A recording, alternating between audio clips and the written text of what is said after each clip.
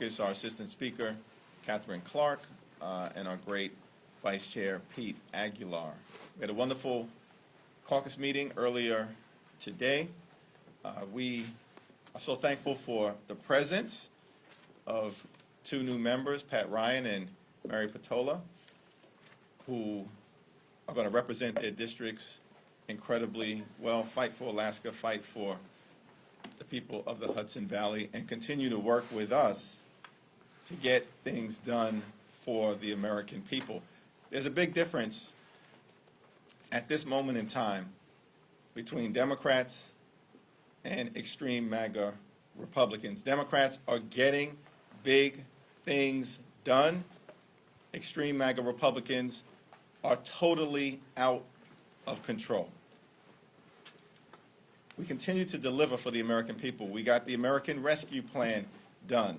Saved the economy, prevented us from falling into a recession, if not worse, put shots in arms, money in pockets, kids back in school, passed the Infrastructure Investment and Jobs Act, creating millions of good-paying jobs to fix our crumbling bridges, roads, tunnels, airports, our sewage and water systems, mass transportation systems, ensure clean water in every community, and high-speed internet access. Then, of course, we passed gun safety legislation for the first time in 30 years that will save lives. Stood up for our veterans who served and sacrificed for this country with the passage of the PACT Act. And then we passed legislation, the CHIPS and Science Act, to bring domestic manufacturing jobs back home to Middle America and throughout this country for the first time in decades, as opposed to jobs going in the other direction. And of course, finished it off with passage of the Inflation Reduction Act, the most dramatic effort to confront the climate crisis in the history of the world, to put our planet on a sustainable trajectory, lower energy costs, strengthen the Affordable Care Act, lower health care costs, and drive down the high price of life-saving prescription drugs for millions of Americans. Democrats deliver for the people. Extreme MAGA Republicans are trying to take away your freedom to make your own reproductive health care decisions, take away Social Security and Medicare. They want to end it in 5 years. And apparently many of them want to take away our democracy. They don't believe in it anymore. Democrats put people over politics, lower costs, better paying jobs, safer communities. Extreme MAGA Republicans are totally out of control. That's the contrast. Vice Chair Pete Aguilar. Thank you, Mr. Chairman. And as the Chairman mentioned, we were pleased to welcome two new members, Mary Peltola and Pat Ryan, to the Democratic Caucus. So they received committee assignments as well in caucus. I'll look forward to their contributions. And I joined my colleagues at the White House yesterday to celebrate the Inflation Reduction Act. As the Chairman said, the largest investment in climate that we have ever made. I was privileged, as a lot of my colleagues were this last August, to welcome members of the President's Cabinet to my district. And I got to share with them firsthand the impacts of the legislation, the importance of the investments in the part of Southern California where I represent, where we also have significant supply chain issues. So we talked about goods movement, we talked about the need for infrastructure, but we also talked about climate. For the first time in nearly 25 years, tip of a hurricane got closer to Southern California than it's ever been. Those real-time investments that we are going to need and that we require are significant. And to be able to play a role with this caucus in putting that piece of legislation on the president's desk to deliver it is something that we are all proud about.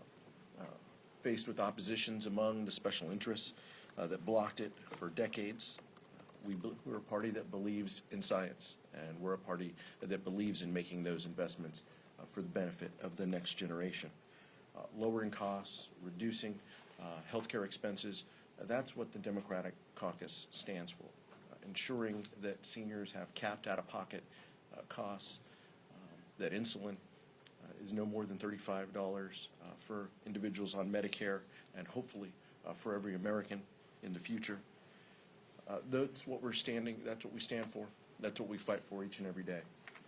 Also joined my colleagues as we kick off Hispanic Heritage Month, mindful that especially when we talk about climate, communities of color are often disproportionately impacted. Making sure, as the Biden administration knows, to ensure that we deliver benefits to those communities, investments in those communities, is something that we are all behind and something that we continue to see as a priority. House Democrats are stepping up to solve these issues, while extreme MAGA Republicans, as the chairman said, continue to throw out conspiracy theories and seek to block all of these pieces of legislation. With that, I'll introduce Assistant Speaker Catherine Clark. Thank you so much, and good morning. I am thrilled to be here. I thank the chairman and vice chairman for inviting me back, and I want to echo their welcome to our new members, Congresswoman Mary Peltola and Congressman Pat Ryan. Mary is now the senior in the Alaska delegation, so we're very, very proud. And they are representative of how we are feeling. Democrats are stronger and more united in our fight for freedom. That's reproductive freedom, freedom to vote, freedom to marry who you love, and freedom to live without debt and with dignity. Meanwhile, MAGA Republicans have doubled down on their scorched earth campaign against women and families. They said they'd do it, and this week they followed through. Lindsey Graham introduced a nationwide abortion ban. The American people do not want politicians in their bedrooms and their doctor's offices. They do not want Lindsey Graham to make health care decisions for them. They want to make their own decisions. They want Washington to focus on lowering costs and creating great jobs and defending their rights, not taking them away. Democrats are listening to the American people and fulfilling our promise to protect democracy and deliver for every single American, no matter their zip code or income. In August, I heard from a constituent named Barry. His wife has cancer, and their prescriptions were costing them $3,000 a month out of pocket. $3,000 a month. The IRA that we celebrated at the White House just yesterday will mean those costs are capped at $2,000 a year. I heard from a single mother in my district who was facing eviction, but thanks to President Biden's student loan forgiveness plan, her debt will be canceled. She will be able to keep her apartment, make rent, and perhaps visit her family at the holidays for the first time in years. I also spoke to a father whose lifeline during the pandemic was the child tax credit. He's a single dad. It allowed him to buy the diapers and the necessities that his young daughter needed. And I have heard from countless women across my district and across this country who want to live in America where their children have as many rights and options as they grew up with. And they are terrified that they are losing that. They are also fighting back. These stories are what motivate us. They are the heart and soul of the Democratic Party and of the work we do. From abortion rights to prescription drug costs to the dramatic reduction in gas prices to green jobs, new roads and bridges, and delivering results that make a real difference in American lives. This is and always will be our agenda, people over politics. Thanks so much. Assistant Speaker Catherine Clark and Vice Chair Pete Aguilar. Questions? I think one of the things before your caucus this month has had to deal with this energy permitting reform idea coming out of the Senate and attaching to the CR. How do you plan to resolve this divide among Democrats? Well, there are conversations that are underway right now within the Senate and within the four corners. House Republicans, House Democrats, Senate Republicans, Senate Democrats. We'll see what comes out of the Senate. Go back to this side. Good morning. If the Senate manages to pass the same-sex marriage bill, they're looking to amend it to add in religious liberty protections. Is that something that do you think House Democrats will support if they bring it back? Would you want it to come back for a vote here? We'll have to see what bill comes out of the Senate, what language comes out of the Senate. But as Assistant Speaker Catherine Clark indicated, the broader challenge is that we have extreme MAGA Republicans who are like peering into the bedrooms of the American people. And that is inconsistent with the freedom that is central to the United States. We're defending freedom, families, the flag. They are trying to undermine freedom, families, and the flag. Whatever comes out of the Senate, if it's bipartisan, of course we'll take a very close look at, but we're going to continue to advance freedom for the American people. Second row. So you mirrored some of the president's rhetoric on the MAGA Republican extremism. Asked many of your colleagues to name who among you guys are the threat, but many of them don't want to name them. So why is that the case? And can you tell me exactly who you see as a threat to democracy if you're throwing out that accusation and mirroring that? Extreme MAGA Republicans, it speaks for itself. I'll yield to Pete in terms of some of what we've seen, but it's extreme. If your top agenda is a nationwide ban on abortion, we're not making it up. Lindsey Graham just introduced the bill.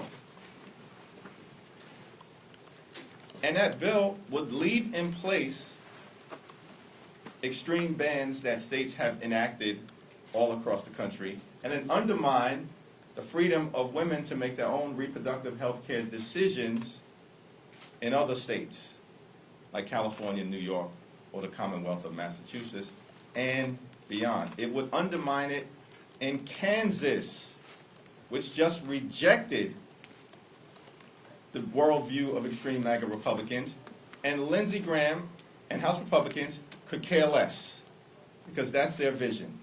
Criminalize abortion care, impose a nationwide ban.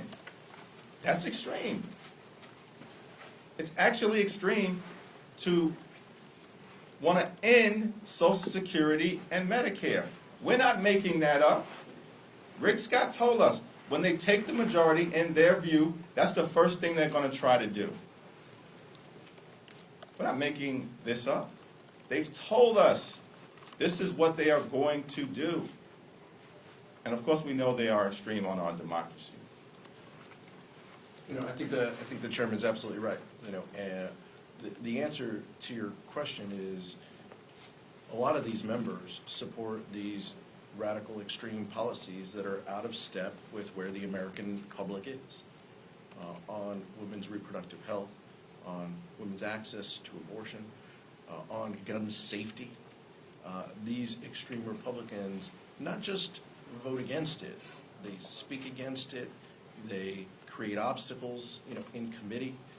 These are pieces of legislation that have the support of an overwhelming percentage of Americans, let alone the individuals who supported the ideas that the insurrection has had about disrupting, about delaying January 6th proceedings. So individuals that carry those positions, and keep in mind, the American public is focused on this, protecting democracy, standing up for women's rights to make their own health decisions. Those are things that are out of step with the American public, and our colleagues need to be held accountable for their positions. I think they name themselves with every single vote they take in the House of Representatives. If we just look at this summer, voting against common sense gun safety that can improve lives and make for safer communities. Then they went on and voted against protecting a woman's right to choose. These are extremely personal decisions that women make and should only make in the context of their lives, their faith, their medical needs, not with what the congressman from their district thinks they should do. But look at that vote. Look at their vote on protecting birth control. Look at their vote where the majority of Republicans rejected marriage equality. Reaching in and saying, your marriage, we don't consider that valid, we're not going to vote to protect it. The message is clear to the American people, and they've gone on. We just had the president into Boston to celebrate an investment at Logan Airport, part of the infrastructure bill. And there were 13 votes on the House Republicans to support the infrastructure bill. 13 to support good-paying jobs, to address climate change, to create broadband access for everyone, to get lead pipes out of our water. What are we talking about when the priority is criminalizing women seeking health care and their doctors who may provide it?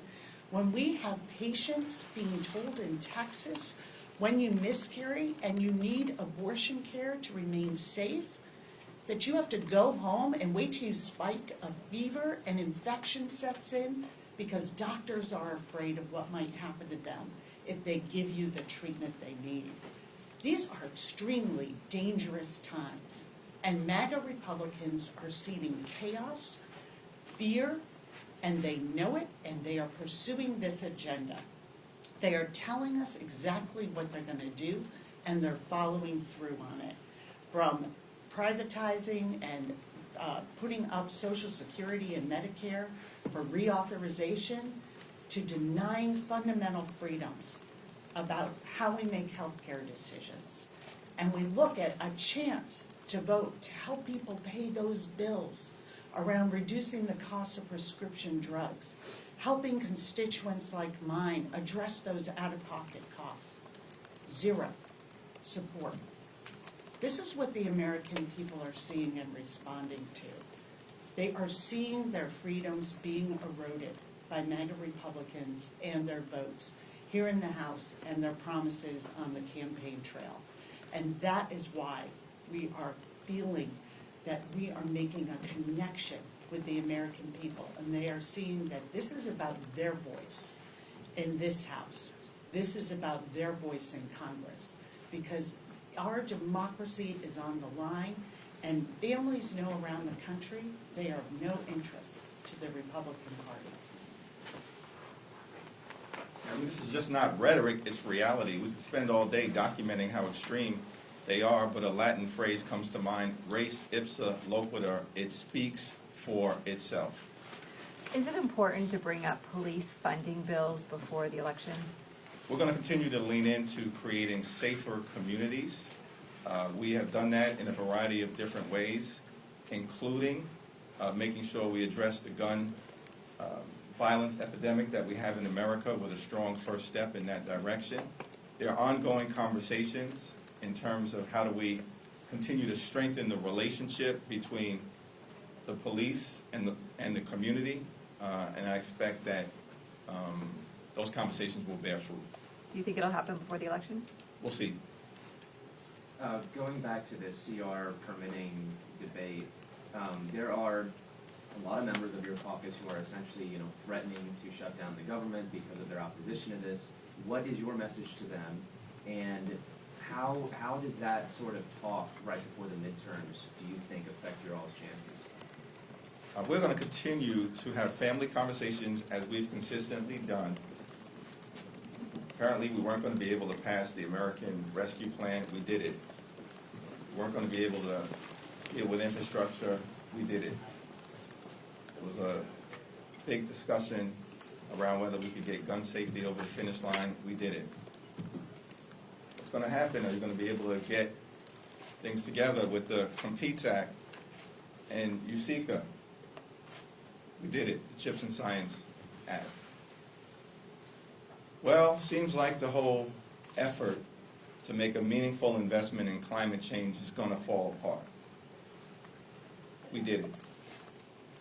The Inflation Reduction Act. So, pretty confident that we'll continue to have conversations with each other, articulate a variety of different perspectives, but at the end of the day, what we always do as House Democrats is arrive at the highest common denominator.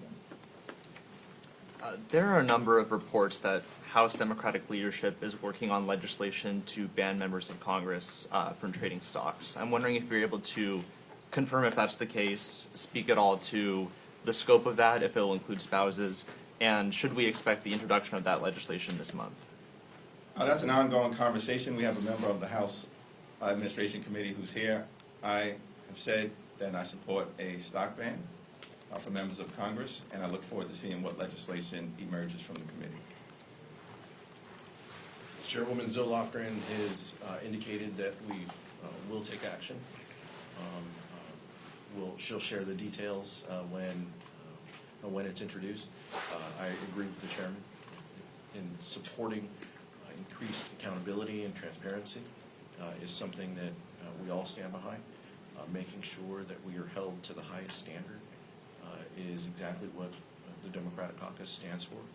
But like a lot of these pieces of legislation, the details matter. And so I know that our colleagues are going to be interested in those details, and I'll leave it to Chair Lofgren to talk through them. Final question, sir? Yeah, can I ask, just to follow up on it, there's a New York Times report out that during this Congress alone, perhaps up to 1/5 of members of Congress have conflict of interest in their portfolios and in their trading, just in this Congress alone. So your reaction to that, is there an urgency to do stock trading if we're seeing up to, more than 100 members of this Congress potentially trading stocks that are in a conflict of interest?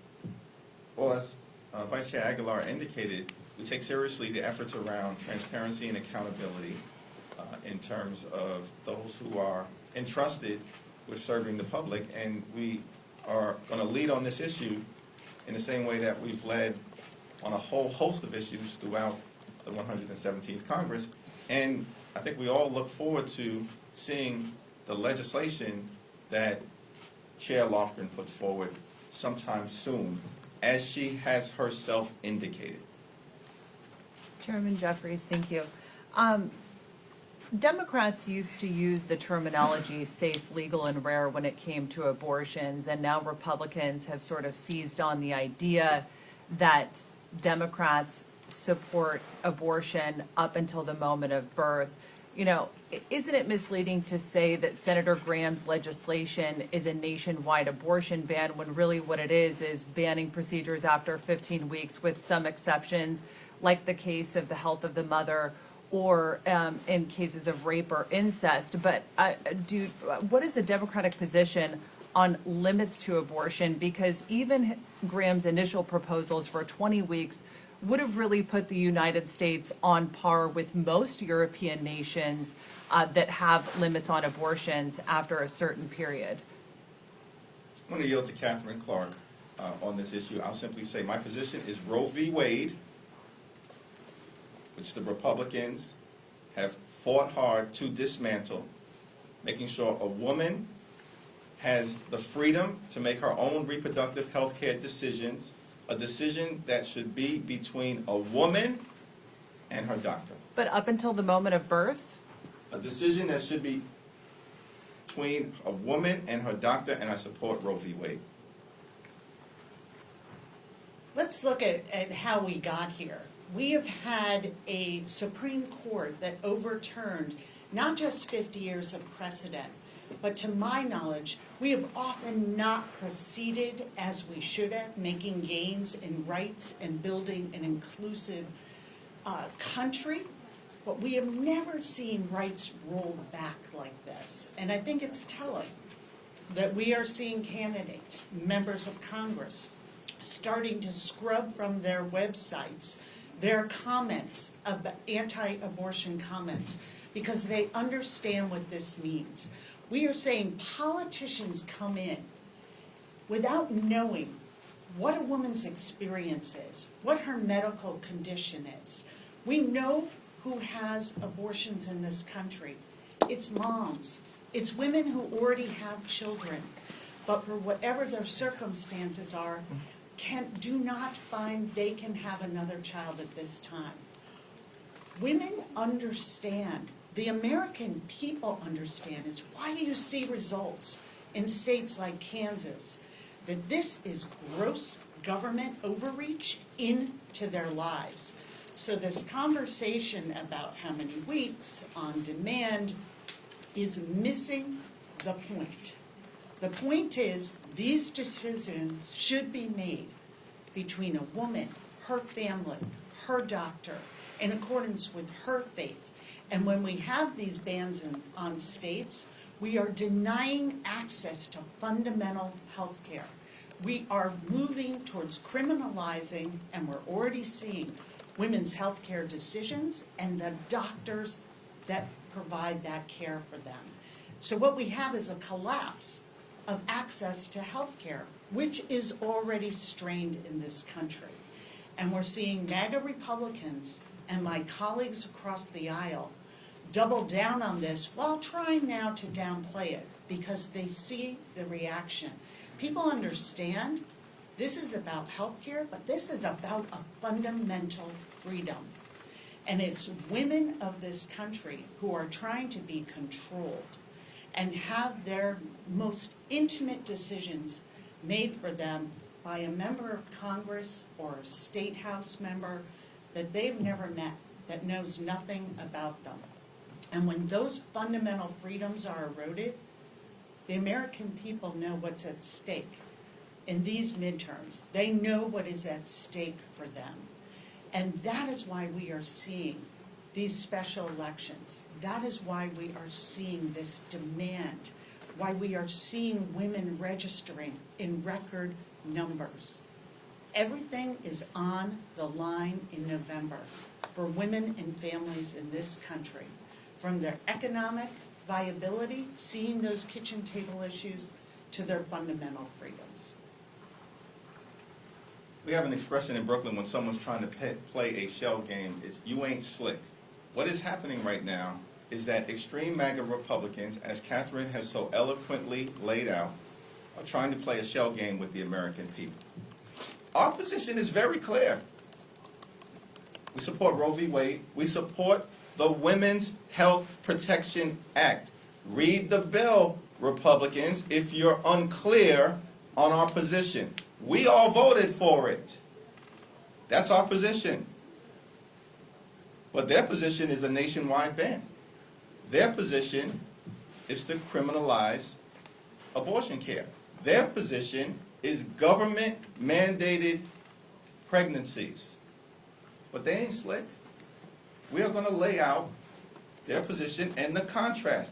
Women's Health Protection Act. For all the reasons that Assistant Speaker Catherine Clark laid out. And they're running scared. Running scared because of Kansas, running scared because of New York, running scared because of Alaska, where Sarah Palin went down to bitter defeat. They're running scared. They're not measuring the drapes anymore because the positions of extreme MAGA Republicans on the economy, on democracy, on reproductive freedom, on Social Security, on Medicare, on a whole host of issues, has been exposed, and the American people do not like what they see. Thank you.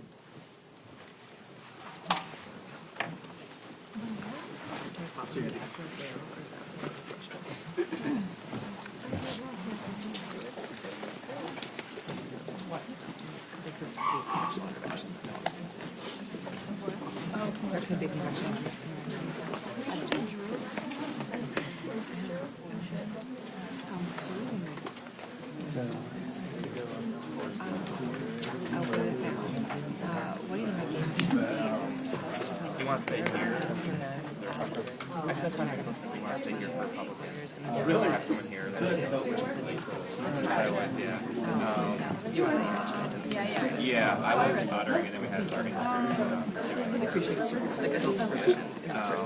Yeah, if you want, so you can sit or see if you want to write. Then after that, we'll see what makes most sense to do that. This one was fine. I'll be in. We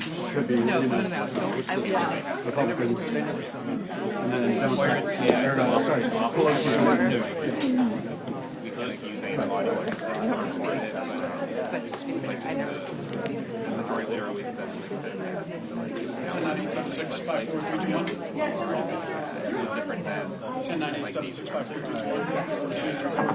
yeah, there are satellites. That's basically yeah. But like those like we can auto, we can like use the audio anywhere. Yeah. But yeah, so if you want to sit here, I'll go to that and then I'll have Haley come get you after.